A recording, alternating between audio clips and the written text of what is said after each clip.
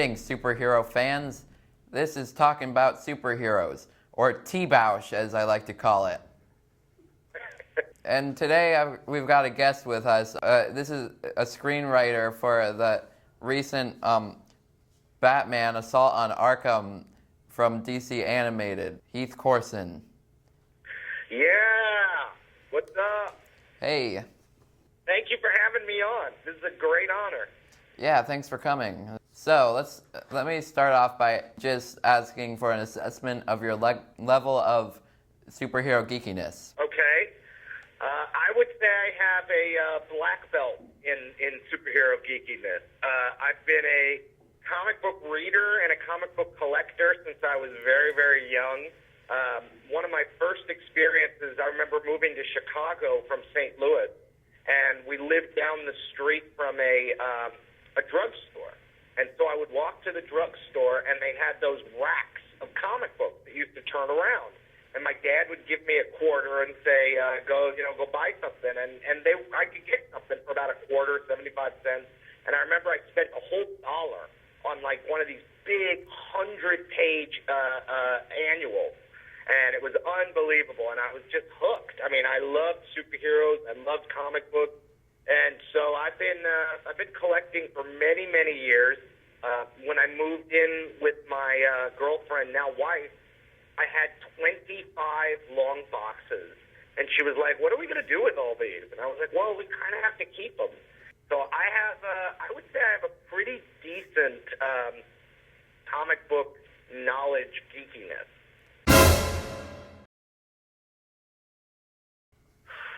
You know, I got to tell you, my favorite villain of all time, I think, is Lex Luthor. Only because, as a bald guy, we need somebody to look up to. And in the villain world, bald Lex Luthor is absolutely my favorite character. That's who I want to be when I grow up.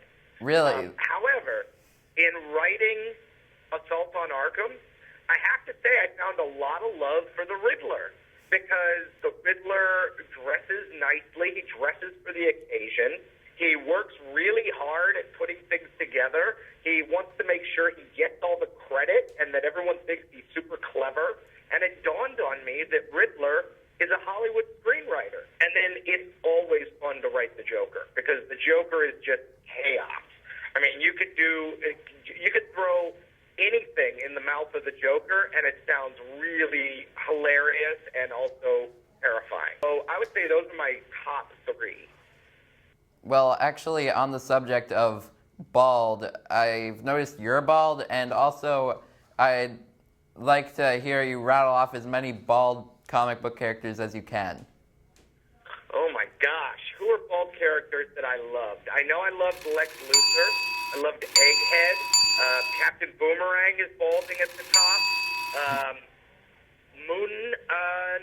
Moonshadow? Was that the name of the girl from the Avengers? And oh, yeah. Guardians of the Galaxy. That it? Darkseid also is bald. Oberon, who is Mr. Miracle's sidekick, was bald. Martian Manhunter would be an obvious one. Who else? Silver Surfer, of course. Professor X. Professor X, that's the obvious one, sure. Iceman, when he's iced up, is bald. All sorts of good people. Who am I missing?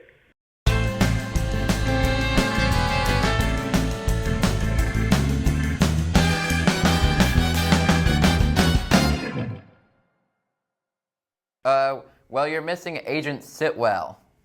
Sure, but only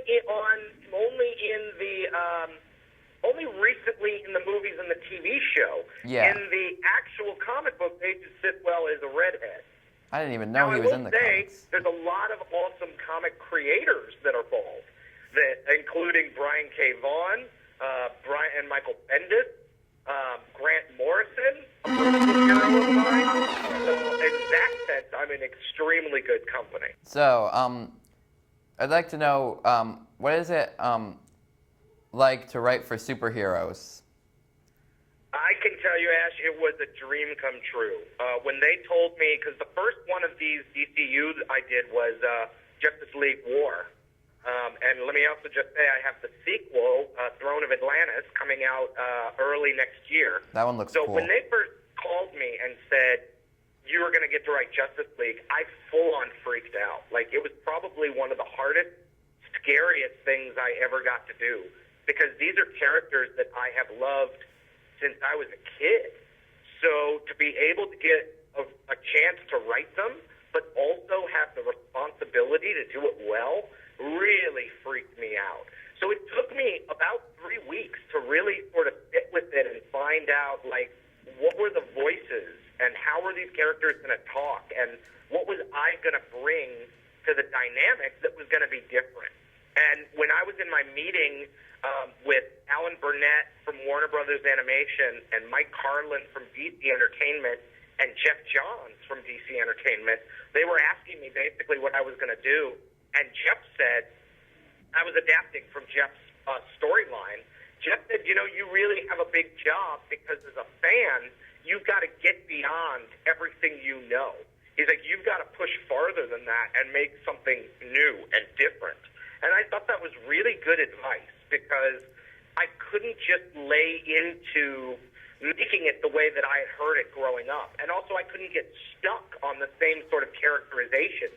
You know, I had to push past it because in that version, the New 52 Superman was not the Superman that I had grown up with. You know, the Boy Scout, the big blue Boy Scout with truth, justice, and the American way. He was very different.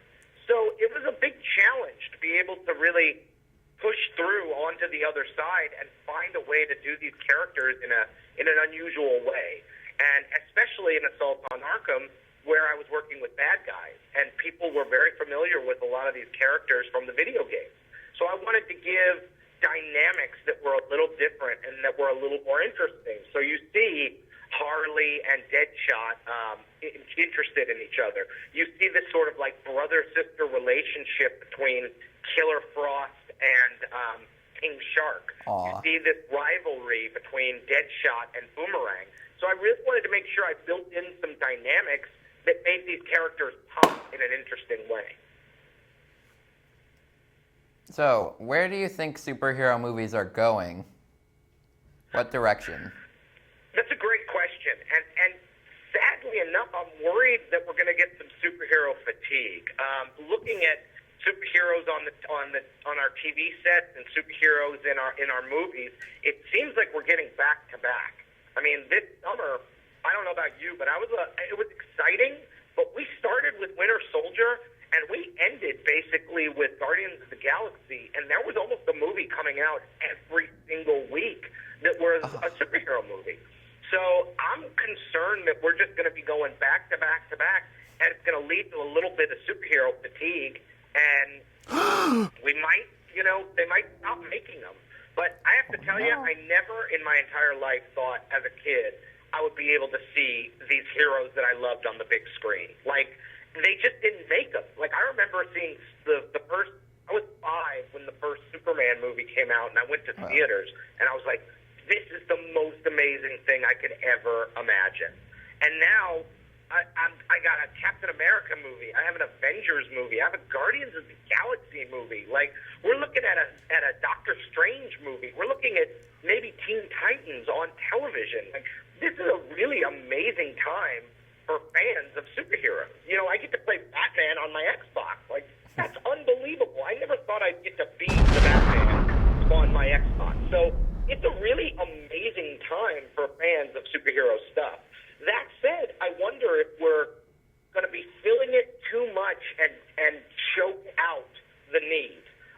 But right now, I'm really excited to have all this stuff. It's really a golden age for this material.